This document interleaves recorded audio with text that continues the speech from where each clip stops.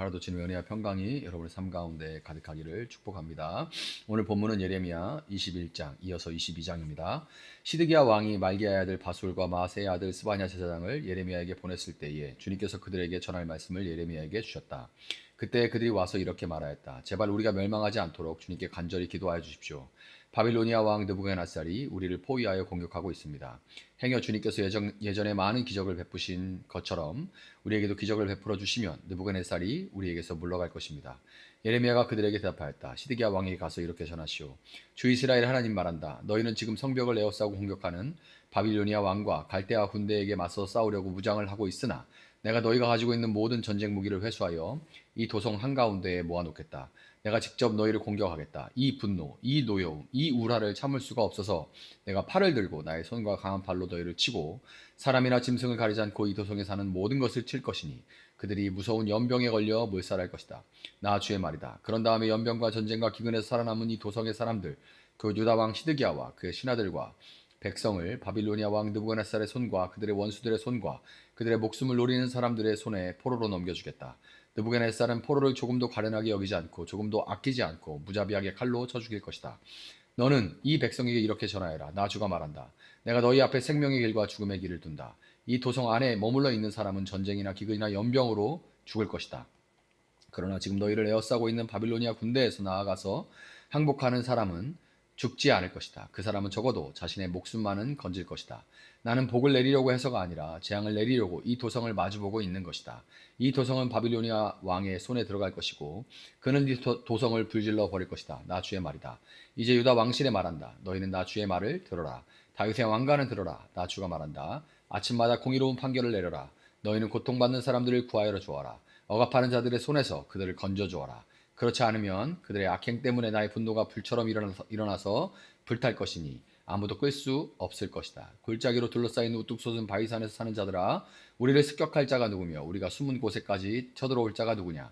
한다마는 이제 내가 너희를 치겠다. 나 주의 말이다. 나는 너희의 행실에 따라 너희를 벌하겠다. 나 주의 말이다. 내가 바로 예루살렘의 숲에 불을 질러 그 주변까지 다 태워버리겠다. 나 주가 말한다. 너는 유다 왕궁으로 내려가서 그곳에서 이 말을 선포하여라. 너는 이렇게 말하여라. 다윗의 보좌에 앉은 유다의 왕아, 너는 네 신하와 이 모든 성문으로 들어오는 내 백성과 함께 주가 하는 말을 들어라. 나 주가 말한다. 너희는 공평과 정의를 실천하고 억압하는 자들의 손에서 고통받는 사람들을 구하여 주고 외국인과 고아와 과부를 괴롭히거나 학대하지 말며 이곳에서 무죄한 사람의 피를 흘리게 하지 말아라.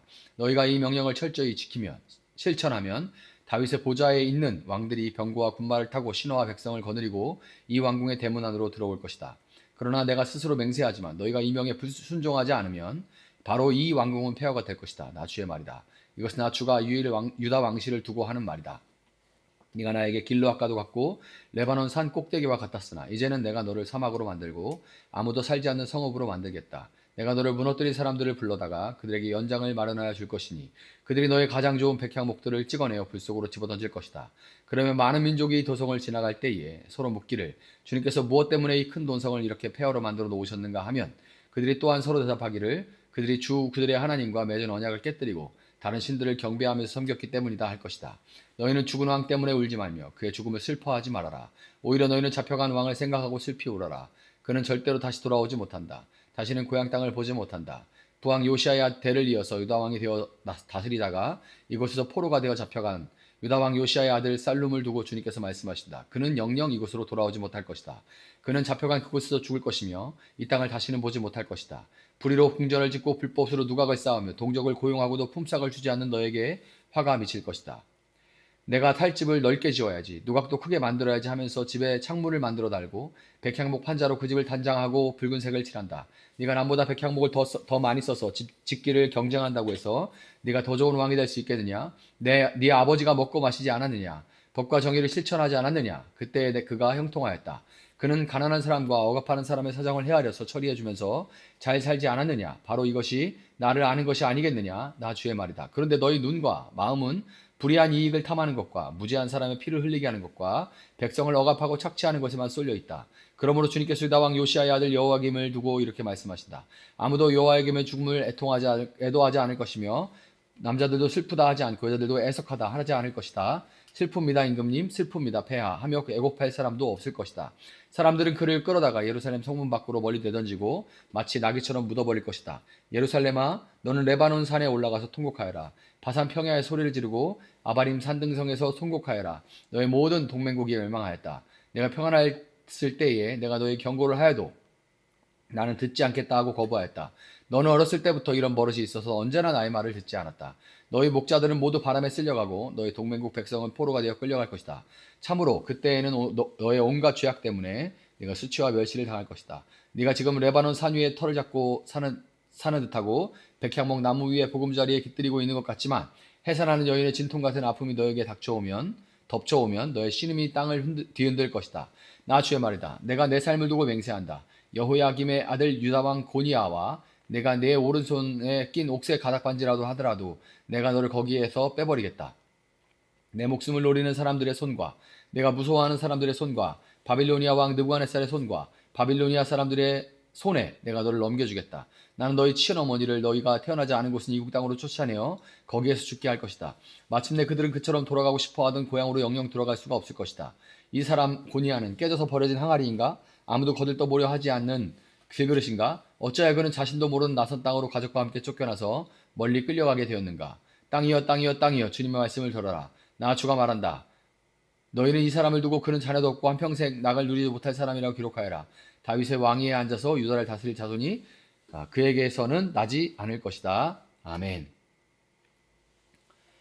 자, 오늘 우리가 읽은 예레미야 21장과 22장을 보면 시간의 흐름이 과거로 역행하는 듯한 혼란을 느끼게 됩니다. 21장은 유다의 마지막 왕 시드기야의 통치 말기에 대해서 다루고 있습니다. BC 588년, 예수님 전에 588년에 있었던 일인데 이어지는 22장은 그보다 훨씬 앞선 왕들 살룸, 여호아스죠. 여호야김, 고니야 이 왕들의 이야기를 들려줍니다. 성경이 이렇게 연대기를 뒤집어 놓은 이유는 명확해요. 예레미야서는 단순히 역사를 기록한 일기가 아니라 하나님의 심판이 왜 정당한가를 증명하는 신학적인 선언문이기 때문에 그래요. 특히 예레미야 36장에 등장하는 여호야김이 하나님의 말씀이 담긴 두루마리를 불태워버린 사건 이후에 예레미야의 대필자인 바룩이 다시 한번 말씀을 기록하면서 메시지의 성격에 따라 주제별로 재편집했기 때문에 이런 독특한 구조를 가지게 된 겁니다. 오늘 본문의 시작인 21장을 한번 보시기 바라요. 바벨론의 군대가 예루살렘을 포위하자 평소 예레미야를 때리고 감옥에 가뒀던 시드기야 왕이 사람을 보내서 기도를 부탁합니다. 뭐라고 기도해요? 기도해달라 그래요? 여호와께서 우리를 위하여 기적을 베푸셔서 느부갓네살과 바벨론 군대가 떠나가게 해주십시오 라는 기도입니다.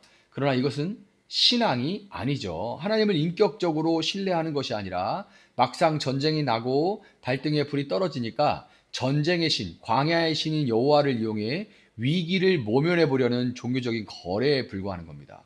만약 시드기야에게 참된 신앙이 있었다면 8절에서 10절에 나오는 하나님의 명령, 즉 바벨론에 항복하는 자만이 살 것이다 라는 말씀이 비록 그 말씀이 가혹하게 여겨졌다 할지라도 순종했을 거예요. 시드기야에게 마침 만약에 참된 신앙이 있었다면. 하지만 그들은 항복 대신 재물과 뇌물로 하나님을 달래며 여전히 나 중심적인 종교 생활의 길을 고집했습니다. 이러한 시드기야의 영적 파선이 어디서부터 시작되었는지 보여주는 것이 예레미야 22장의 기록이에요. 유다의 왕들은 하나님의 통치를 대리하면서 공의로운 나라를 세울 책임이 있었습니다. 그러나 요시야의 아들 여호야김은 백성을 돌보는 대신에 자신의 호화로운 생활을 위해서 백성들을 억압하고 착취했습니다. 하나님은 예레미야 22장 1절에서 그를 향해 네 아버지 요시야는 가난하고 궁핍한 사람의 사정을 잘 변호해 주면서 살지 않았냐? 바로 이것이 나를 아는 것이 아니냐라고 일갈하셨어요. 하나님을 아는 지식은 화려한 성전이나 궁전 안에 있는 것이 아닙니다. 고통받는 이웃을 위한 정의와 공의의 실천 속에 하나님의 나라, 이 하나님을 아는 지식이 있게 되는 거예요. 이어지는 21절은 우리에게 뼈아픈 진실을 전합니다. 네가 평안하였을 때에는 내가 너에게 경고하여도 나는 듣지 않겠다 하고 거부하였다. 이렇게 나와 있죠. 너는 어렸을 때부터 이런 버릇이 있어서 언제나 나의 말을 듣지 않았다. 이 하나님 평가입니다. 여기 나오는 버릇이라는 습관이라고도 할 수 있죠. 이거는 자주 다니면서 익숙해진 길을 의미하는 거예요. 사람은 배운 대로 사는 게 아니라 익숙해진 대로 삽니다. 사람은 배운 대로 사는 게 아니라 익숙해진 대로 살아요. 불순종의 길은 불순종의 길을 습관처럼 걷던 유다 왕조는 결국 마지막 보루였던 고니야, 이 여호야긴에 이르러 왕의 기승이 끊어지는 완전한 종말을 맞이하게 됩니다. 인간 왕들의 역사는 이렇게 완전한 실패로 끝나지는 것처럼 보여요. 하지만 성경이 이 절망의 기록을 우리들에게 들려주는 이유는 인간의 실패로 끝나는 바로 그 지점에서 하나님의 새로운 왕이 시작되기 때문에 그렇습니다. 인간 왕들은 자기 궁전을 넓히기 위해 백성의 피를 흘렸으나 참된 왕이신 예수님은 백성을 하나님의 성전으로 삼기 위해서 자신의 피를 흘리셨습니다. 인간 왕들은 백성들을 사지로 내몰았지만 우리 주님은 죽음의 길 위에 서 있던 우리를 대신해서 십자가라는 죽음의 잔을 마셨습니다. 우리의 나중심적인 종교 생활과 불순종의 습관으로는 결코 이 비극을 끝낼 수 없습니다. 오직 우리 안에 오셔서 우리의 본성을 바꿔주시고 하나님 나라의 공의와 사랑으로 우리를 통치하시는 예수 그리스도만이 우리의 유일한 소원이 되는 거예요. 오늘 하루 위기가 닥칠 때만 하나님을 이용하는 종교인의 모습이 아니라 평안할 때나 고난 중에나 주님의 통치에 순종하는 참된 백성으로 살아갈 수 있기를 바랍니다. 실패한 왕들의 습관을 버리고 우리를 위해 생명을 내어주신 영원한 왕 예수 그리스도의 길을 기쁨으로 믿는 세종나비교의 모든 성도님들 될 수 있기를 예수님의 이름으로 축복합니다. 잠시 기도하겠습니다. 사랑하시는 주님 감사합니다. 오늘도 저에게 이렇게 귀한 말씀을 주시니 감사합니다. 하나님 진심으로 하나님의 법을 따라 우리가 살아갈 수 있도록 주님 도와주시고 하나님의 법에 순종하는 것이 우리의 기쁨이 되어질 수 있도록 주님 도와주시기를 원합니다. 하나님 참으로 하나님을 아는 지식이 머릿속에 그치는 것이 아니라 고통받는 이웃을 향해 뻗어나갈 수 있는 우리의 손과 발, 우리의 마음이 되어질 수 있도록 주님 도와주시옵소서. 그렇게 행하실 주님을 찬양합니다. 감사하며 예수님의 이름으로 기도합니다. 아멘. 오늘 주신 말씀 붙들고 계속해서 기도합니다.